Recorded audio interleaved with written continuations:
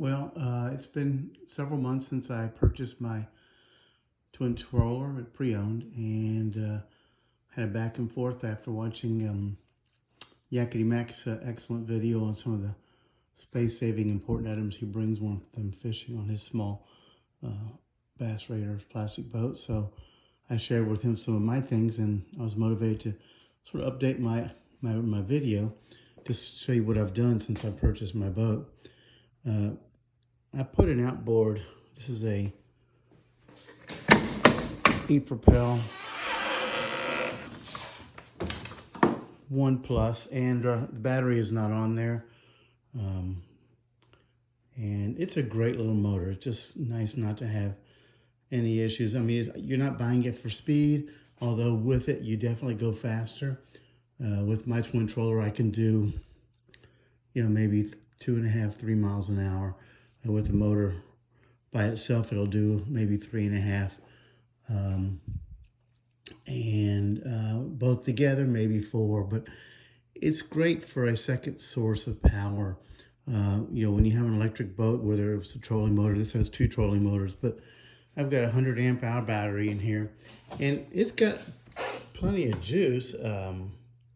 But if I'm out all day and I'm getting low, and I'm running my fish finder over there too, my little old Raymarine, I don't need to worry about anxiety. I can get back with this little motor. So it's a separate power source, separate thrusting source, which allows me not to have to carry a paddle like most new bass boats don't have paddles, but kayaks do, of course, for a good reason. You can get around really well. It'd be hard to paddle this boat or any little plastic boat, but again, with a second power source and thrust source, I don't feel like I need it. I built 2 little decks, a small deck here and another little deck here with a little Velcro and a shelf where I keep a couple of Plano boxes. That's enough gear for me as far as fishing choices. I can keep my rods in these little side compartments. I put some little bungees and straps to hold my rods in when I'm transporting. I've got my little bazooka style rod holder with my net in it currently. I'm going to tighten this up a little bit while I'm here. And I've got another rod holder over there. And actually one on the back that's in a combination. These are Railblazer, which you can put other accessories in that little starport and lock them in. This one I have another rod holder. I typically don't use these things in the back just because going from the front to the back to tandem, it's just a hassle, and I don't do that much trolling. But sometimes if I have a long ride back, I will troll, and typically will catch something. And that's usually when I'm sitting on that back deck and running my little outboard. I can sit on my chair, but it's a little high up. And this thing does not angle, let me take this off, up very well. It goes up a little bit, but it's a little awkward. It's just more comfortable to sit on the little deck and, fold down my little seat, and I've got a good view of what's in front of me, and I can move right along.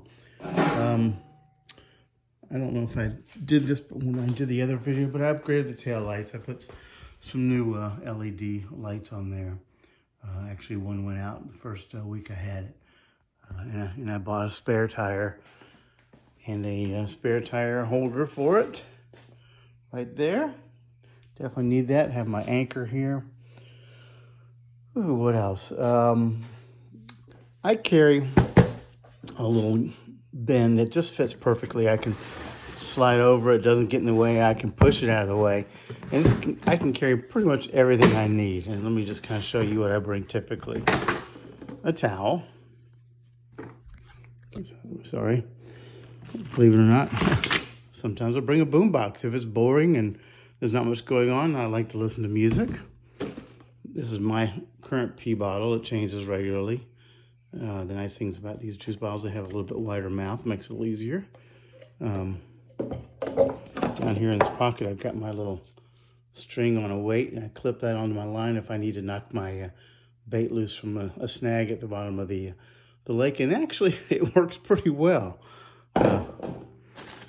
This is my auto kill for my motor, which I also have on a little champagne cork. Keep it afloat. And in a Ziploc, I've got, you know, a rain jacket, another towel, some gloves. What else do I have? I have a little head cover. So those were, and a big hat. Here I've got some gulp worms.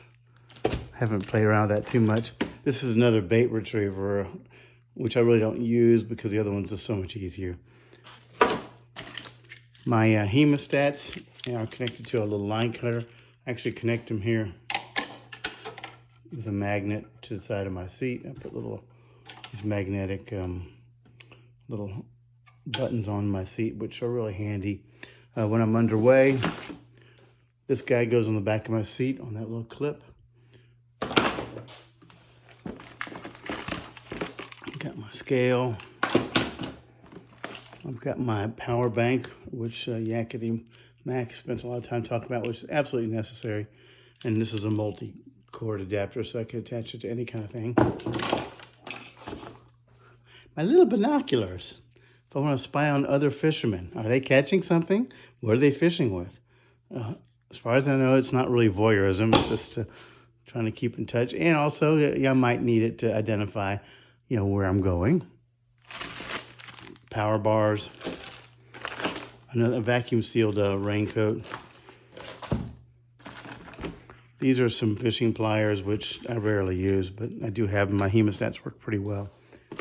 This is my emergency kit, which has a lighter, a whistle, a strobe light that has a little SOS. I've got one of those break open luminous bars. If I get stuck at night, it will actually, you know, be luminous for quite a while. I've got my ACE bandage coverage, which is self-adherent, so I can wrap a wound if I need to, which works like a super Band-Aid. I can put some tightness on there too. I've got a couple of extra fuses and a little wrench in here. Some, you know, basic cotter pins, just emergency stuff, fishing license, boating license. Wet ones. You know, sometimes you just want to clean up, you know, either if it's personal or if it's just your hands or you feel sweaty and yuck. A pack of baby wipes is a great thing to have. My garden shears. When I get into a snag on a bush and it's sometimes hard to untangle. I don't want to cut my line, but I can. But sometimes it's easy to cut the little twigs off and just grab the whole thing and then deal with it in the boat. Pocket knife, sunscreen, which I keep out. And this is actually just a good pair of wire cutters. If I get a hook in me and I can't get it out, and I can sometimes push it through if I need to and clip the barb off. I don't know, just an emergency tool. And this is a little modified credit card. I just stick this in my phone case, and this tag sticks out of the port that I charge with on the cell phone case, and I tether that with a little string.